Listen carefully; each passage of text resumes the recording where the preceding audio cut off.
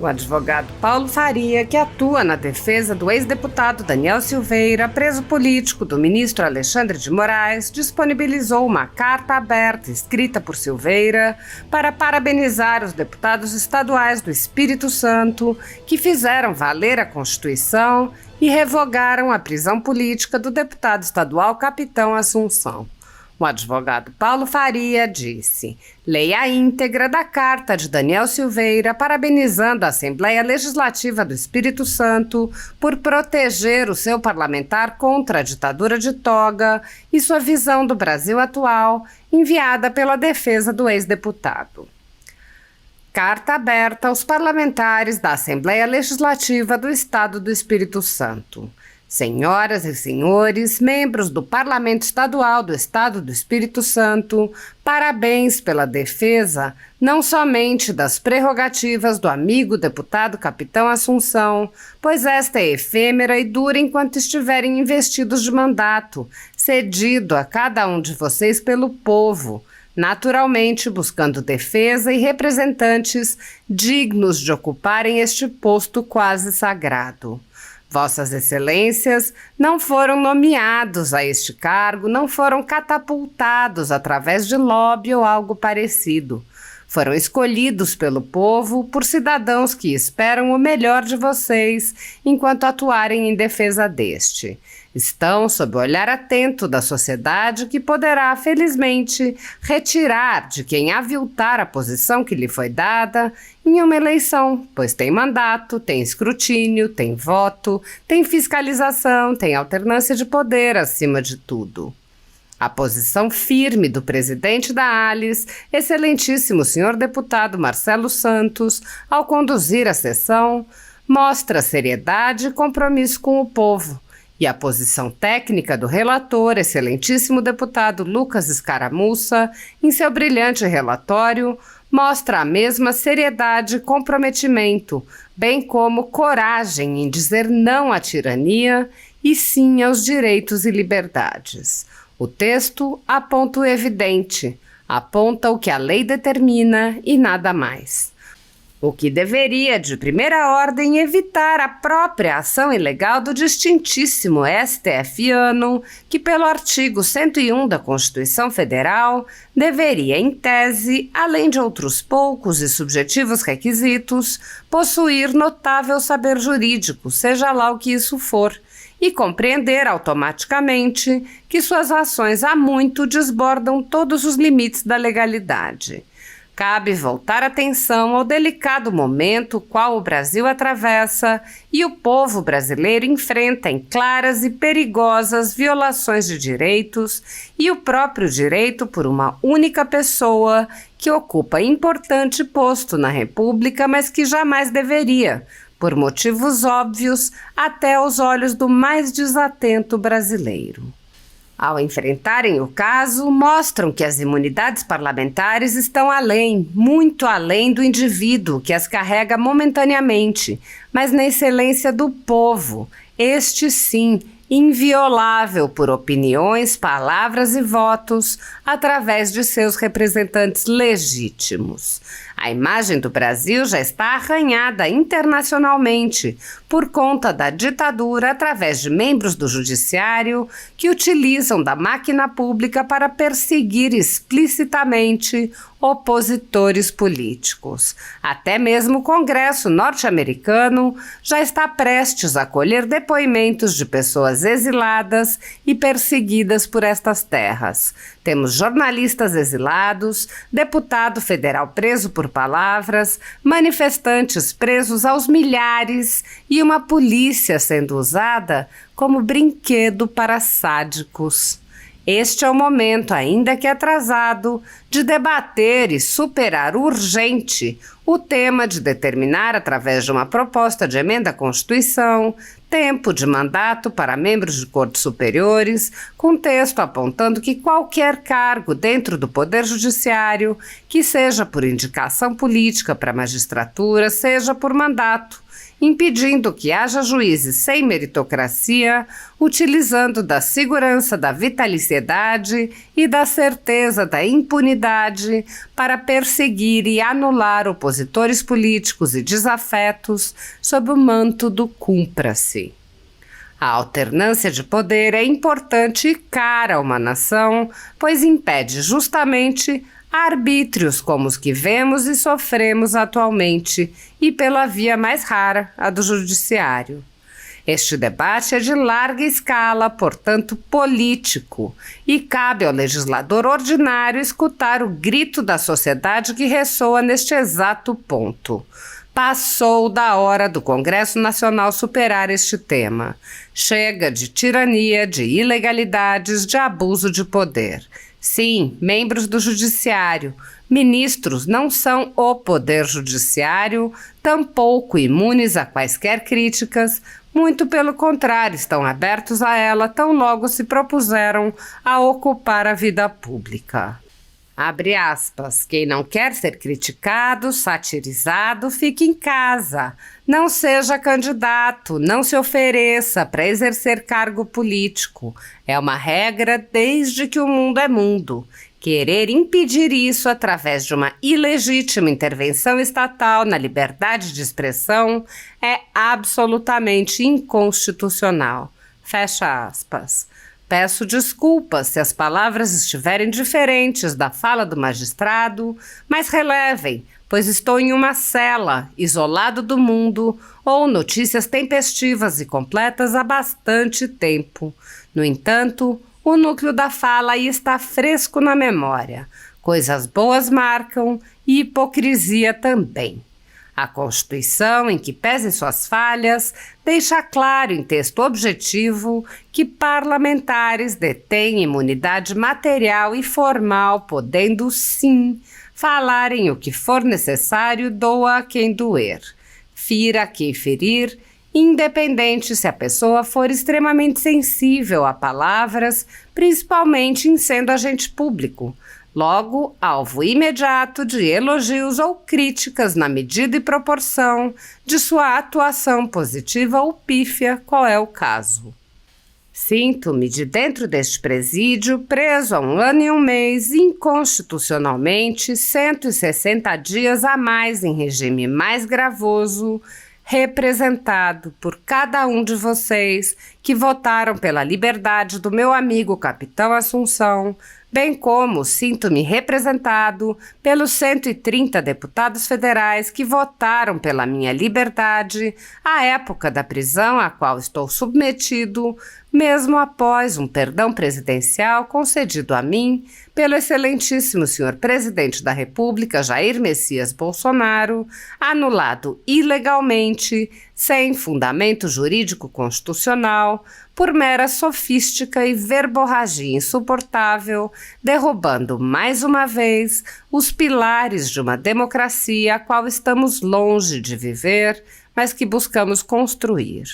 O Brasil é, sim, um estado de exceção e só será restabelecida a ordem quando pessoas, não com coragem apenas, mas com determinação em defender a lei, direitos e liberdades, ocuparem os lugares há muito tomados de assalto por indivíduos donos de arrogância desmedida que se colocam como portadores de um futuro melhor para toda a sociedade, donos da verdade indissolúvel e, por que não dizer logo, profetas.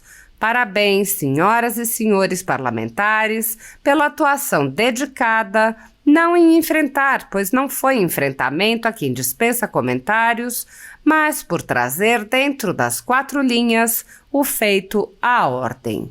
Parabéns por fazerem o que a Câmara dos Deputados não fez comigo e parabéns por não deixar fazerem com a família do deputado Capitão Assunção o que fizeram com a minha.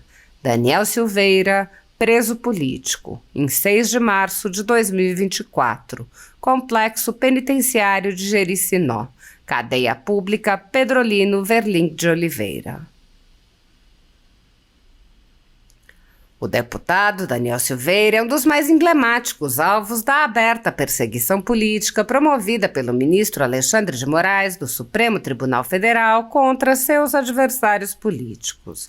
Mesmo em pleno exercício do mandato parlamentar, o deputado foi preso por palavras proferidas em vídeo e permaneceu preso por mais de 7 meses.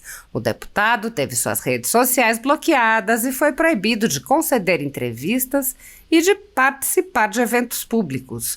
Quando foi libertado, teve que utilizar uma tornozeleira eletrônica e só podia circular em Niterói e em Brasília. Seu patrimônio foi confiscado em multas sem previsão legal e até seu salário foi diretamente confiscado, além de verbas relativas ao exercício do mandato. O deputado recebeu a graça presidencial após ser condenado por suas palavras a uma pena maior que a de muitos autores de crimes gravíssimos contra a vida. Mesmo após a graça, o ministro Alexandre de Moraes voltou a mandar prendê-lo e seguiu aplicando multas e punições ao deputado, chegando mesmo a bloquear contas de sua esposa e advogada. O STF cancelou o indulto presidencial concedido a Silveira, o condenou por suas palavras e o mantém preso até hoje. O assédio ao deputado é parte de um assédio a um grupo de pessoas tratadas como sub-humanos e cidadãos com menos direitos por manifestarem suas opiniões livremente e por terem apoiado o ex-presidente Jair Bolsonaro. Medidas arbitrárias são tomadas contra essas pessoas que têm seus direitos e garantias fundamentais desrespeitados. Além de ter tido a sede invadida e todos os seus equipamentos apreendidos no âmbito de um inquérito do ministro Alexandre de Moraes, que foi posteriormente arquivado por falta de indícios de crime, a Folha Política, atualmente, tem toda a sua renda confiscada a mando do ministro Luiz Felipe Salomão, ex-corregedor do Tribunal Superior Eleitoral, com o apoio e louvor dos ministros Luiz Roberto Barroso, Alexandre de Moraes e Edson Fachin. Há mais de 32 meses, todos os rendimentos do jornal estão sendo retidos sem justificativa jurídica. O inquérito já está no 4º relator, o ministro Raul Araújo, e segue sendo transmitido de corregedor em corregedor, enquanto a renda do trabalho de pessoas e empresas vai sendo confiscada dia após dia. Se você apoia o trabalho da Folha Política e pode nos ajudar a manter o jornal em funcionamento, doe qualquer valor à empresa Raposo Fernandes através do Pix, utilizando o QR Code que está visível no vídeo ou o código ajude@folhapolitica.org. Caso não utilize Pix, a conta da empresa Raposo Fernandes está disponível na descrição deste vídeo e no comentário fixado no topo. Há mais de 10 anos, a Folha Política vem mostrando os fatos da política brasileira, fazendo a cobertura dos 3 poderes e dando voz a pessoas que o cartel midiático quer calar. Pix ajude@folhapolitica.org. O ativismo judicial no nosso país, obviamente que em particular da Suprema Corte, do Supremo Tribunal Federal. Eu quero saudar aqui os demais presentes, Paulo Faria, Dr. Paulo Faria, advogado criminalista, doutora Mariane Cardoso, secretário-geral da Comissão de Direito Constitucional da OAB de Minas, também Dr. Marcelo Monteiro, que é procurador de Justiça, e o professor de todos nós, Dr. Ives Gandra Martins. Satisfação tê-lo conosco, sempre uma aula. Eu confesso que os últimos dias revelaram aquilo que só quem não quer ver não enxerga. Só quem não quer ver não enxerga.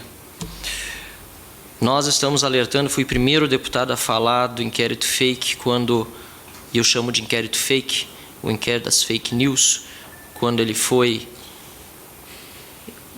feito pelo ministro Dias Toffoli contra a revista Cruzoé, porque a Lava Jato estava chegando no Supremo. Fui à tribuna, denunciei, e foi muito bem narrado aqui durante este momento, durante esta audiência pública, tudo o que aconteceu desde então. Houve 2 eventos concomitantes, se formos olhar historicamente, para que nós chegássemos a esse ponto, que explicam, obviamente, jamais vão justificar o que está acontecendo. Primeiro, o Lava Jato chega no Supremo Tribunal Federal.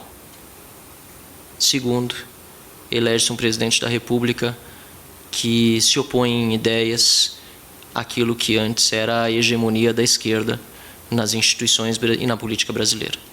Esses 2 movimentos concomitantes levam à situação distópica que nós vivemos hoje. Estamos em 2022, mas mais parece 1984. E não me refiro ao ano. Refiro-me à brilhante obra de George Orwell, que foi para mim uma das maiores responsáveis, junto com o Admirável Mundo Novo, de Aldous Huxley, para que me interessasse por política e lutasse contra qualquer tipo de totalitarismo, qualquer tipo de censura, qualquer tipo de limitação às liberdades individuais que agridem ao Estado de Direito, que agridem a democracia. O que nós estamos vendo hoje no Brasil, e digo, só não vê quem não quer enxergar, é perseguição política e censura. Coisa de ditadura, não é coisa de democracia. E quem ousa dizer que está defendendo a democracia, tomando atitudes antidemocráticas, está destruindo a democracia. Quem ousa dizer que está defendendo o Estado de Direito, tomando atitudes que ferem de morte o Estado de Direito, está também destruindo o Estado de Direito ao não observar o devido processo legislativo e todas as prerrogativas necessárias. Ficou ainda mais clara a perseguição política agora, quando a decisão recente do Alexandre de Moraes de bloquear contas de empresários brasileiros se baseou num pedido de um senador, da esquerda, Randolph Rodrigues. A decisão trazida à luz na segunda-feira do ministro Alexandre de Moraes não só foi baseada em manifestação de um senador de oposição, Randolph Rodrigues, como também de associações que são de esquerda. A Associação Brasileira de Juristas pela Democracia, a Associação de Juízes para a Democracia, e assim vai. Entidades associativas que nós sabemos são de esquerda, são compostas por pessoas de esquerda. E elas não podem ingressar judicialmente? Claro que podem, mas para fazer perseguição política, não. Muito menos pode um ministro aceitar. Muito menos um ministro pode aceitar que tais manifestações sejam utilizados como base para sua decisão. Digo mais, a representação da polícia é uma vergonha. É uma vergonha para a Polícia Federal. A representação da polícia é uma vergonha. E eu vou procurar ela aqui no meu celular para trazer as partes mais vergonhosas desse despacho.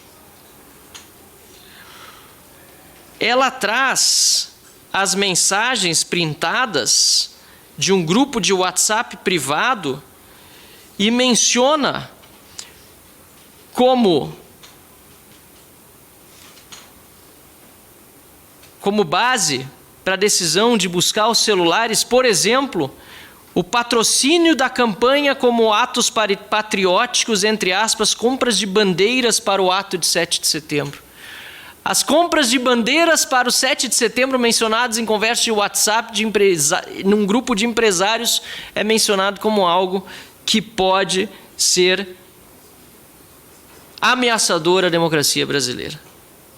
Mas, para demonstrar o caráter da perseguição política, o delegado se chama Fábio Álvares Schor. Para demonstrar o caráter de perseguição política, diz ele, como é sabido, não diz de onde que se sabe isso, mas como é sabido, mensagens de apoio a atos violentos, ruptura do Estado democrático de direito, ataques ou ameaças contra pessoas politicamente expostas têm um grande potencial de propagação entre os apoiadores mais radicais da ideologia dita conservadora. principalmente considerando o ingrediente do poder econômico e político que envolvem as pessoas integrantes do grupo. Isso é um absurdo! Isso é um absurdo! Ele está, primeiro, supondo que os atos serão violentos.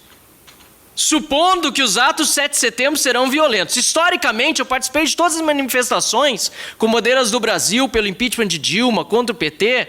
Se havia alguém violento, era uma raríssima exceção e muitas vezes ainda era infiltrado pela esquerda. Então, eles supõem que são violentos, mas do outro lado, a esquerda faz as suas manifestações e nunca se viu uma perseguição dessa do Poder Judiciário, como manifestações do MST, da CUT, da UNE, quebrando tudo, incendiando lixeira, quebrando carro, lojas, tudo que vem pela frente. Aliás, eles não só ameaçaram invadir o STF, eles invadiram o STF. O MST invadiu o STF. Grande potencial de propagação entre os apoiadores mais radicais da ideologia dita conservadora. Ele ainda bota dita conservadora para dizer, me afasta, eu não sou conservador, eu não tenho nada com isso. Estou usando até essa palavrinha aí, dita conservadora, que eu não conheço direito, mas é dita conservadora. É um absurdo! Absurdo! Uma vergonha para a Polícia Federal. Uma vergonha para a Polícia Federal. Estou providenciando, inclusive, representação na ouvidoria, porque não é possível que haja, dentro da Polícia Federal, um servidor fazendo um trabalho desses de perseguição política. Envolvem pessoas integrantes do grupo, considerando o ingrediente, do poder econômico e político que envolvem as pessoas integrantes do grupo. Poder econômico e político. Essas pessoas, poder econômico perto da força da máquina estatal, não tem nada. Poder político, perto da força da máquina estatal, não tem nada. Aliás, não tem nem fórum privilegiado. Não podiam nem estar sendo objeto de investigação do STF. É vergonhoso, é vexaminoso para a Polícia Federal e para o STF. É vergonhoso. Eu aqui estou defendendo a Polícia Federal e o STF. Porque eu estou dizendo que o que este servidor policial federal e o que o ministro Alexandre de Moraes estão fazendo é vergonhoso para as instituições, está enlameando o nome dessas instituições. E eu tenho direito de fazer isso como deputado, mas eu tenho dever, porque eu estou aqui para defender as instituições, estou aqui para defender o meu parlamento, o parlamento brasileiro, a Câmara dos Deputados e o Senado da República. Covarde! Senado da República, covarde! Senador Rodrigo Pacheco, presidente do Senado da República, onde vocês estão? Defendendo o Supremo Tribunal Federal, Corte Constitucional importantíssima em qualquer país democrático, em que se respeita o Estado de Direito, defendendo a Polícia Federal, que aliás foi fundamental para revelar inúmeros escândalos de corrupção. A Operação Lava Jato está aí para demonstrar. Mas há atitudes vergonhosas de membros seus que precisam sim ser objeto aqui da Câmara dos Deputados, não apenas de audiência pública, que é importante que estamos fazendo ela aqui hoje, mas também de projetos de lei e reformas para impedir que isso possa voltar a acontecer no Brasil. É 2022, mas mais parece 1984. E eu me pergunto o que nós queremos para 2023, época de eleição, de campanha eleitoral. As pessoas precisam prestar atenção, inclusive e sobretudo nos candidatos ao Senado, para saber quem está se pronunciando sobre esses absurdos que estão acontecendo. Também os candidatos a deputado federal. É no parlamento que se faz a legislação e se muda o jogo de verdade. Obviamente que eu desprezo, repudio qualquer manifestação golpista. É óbvio. Senão não seria deputado federal, senão não estaria concorrendo à reeleição, senão eu não acreditaria na democracia. E é por isso que eu a defendo. E é por isso que eu defendo o direito das pessoas se manifestarem independentemente da posição política que elas exprimam. Hoje nós temos pessoas caladas no Brasil pelo Poder Judiciário, redes sociais, inclusive de um deputado federal que é concorrente à reeleição e do presidente dessa audiência pública, suspensas. Só um lado pode falar? Aliás, ministro Alexandre de Moraes, não existem apenas dois lados. Vamos parar com esse maniqueísmo. Nós mesmos aqui somos independentes na Câmara dos Deputados. Existem muitas formas de pensar. Há uma pluralidade de ideias no país e nós precisamos saber quem pensa de qual forma, justamente para que, me perdoem a palavra, os idiotas sejam de forma transparente, conhecidos e não hajam nas sombras. É para isso que existe liberdade de expressão. Mas a distopia orwelliana, nesse momento, predomina. O tal do duplo pensar. Guerra é paz. Liberdade é escravidão. Ignorância é força. Eu estou realmente muito indignado com o que está acontecendo no nosso país. Mas que essa nossa indignação nos leve à preocupação. Não existe um povo livre quando o governo não é limitado. Quando ele se excede, ele prejudica a liberdade. Eu vejo que, além da questão da perseguição política, me parece haver até questões pessoais envolvidas. Não gostaria de pensar nisso, mas as decisões são tão manifestamente ilegais e inconstitucionais que as maiores entidades empreendedoras, empresariais do Brasil e agora também, infelizmente, os meios de imprensa e de comunicação têm se manifestado contra esse arbítrio, contra esse abuso, essa ditadura do Poder Judiciário que está fazendo uma devassa em cidadãos. Quebrar sigilo telemático da conversa de WhatsApp dos cidadãos, o sigilo bancário, bloquear contas, é como o policial pegar o cidadão e fazer uma revista. Mas não é uma revista só apalpando ele, vendo se ele tem alguma coisa estranha no bolso. É pedindo para tirar o paletó. É pedindo para tirar os sapatos. Agora as meias. Vamos ver essa conversa de WhatsApp aqui, o que está acontecendo ali. Quem sabe ele está planejando alguma coisa. Conversa de WhatsApp, tem gente naquele grupo que nem falou nada. E está com as contas bloqueadas. E está com sigilo telemático quebrado. Tira também a calça. Vamos lá. Gravata, camisa também. Mas tô só de cueca. Tira.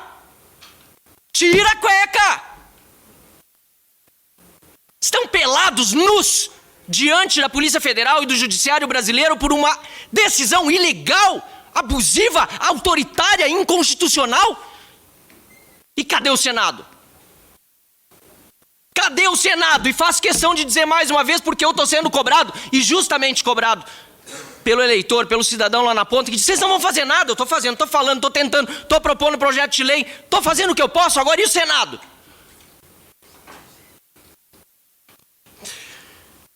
Eu aqui, presidente, encerrando essa minha manifestação, e me perdoem pela veemência, eu acredito num país verdadeiramente livre, num país em que a gente possa falar o que pensa, num país em que a gente possa expressar opinião, num país em que devemos ser, sim, responsáveis com a nossa opinião e com as instituições. E é porque eu defendo as instituições, porque eu defendo, repito, o parlamento, o poder executivo, o poder legislativo e o judiciário. Os três poderes, que eu quero harmonia e independência entre eles, que eu quero que seja respeitado, que está no artigo 53 da Constituição, que eu faço questão para encerrar a ler aqui, senhor presidente, que diz literalmente o seguinte: os deputados e senadores são invioláveis civil e penalmente por quaisquer, é o plural de qualquer, a única palavra no português que tem um S no meio, quaisquer, não falou nem qualquer o constituinte derivado, porque foi alterado, foi uma emenda constitucional feita para deixar ainda mais claro o que já era óbvio. Quaisquer, é no plural. Qualquer, exponencialmente, quantas vezes quiser, é quaisquer opiniões, palavras e votos. Os deputados e senadores são invioláveis civil e penalmente por quaisquer de suas opiniões, palavras e votos.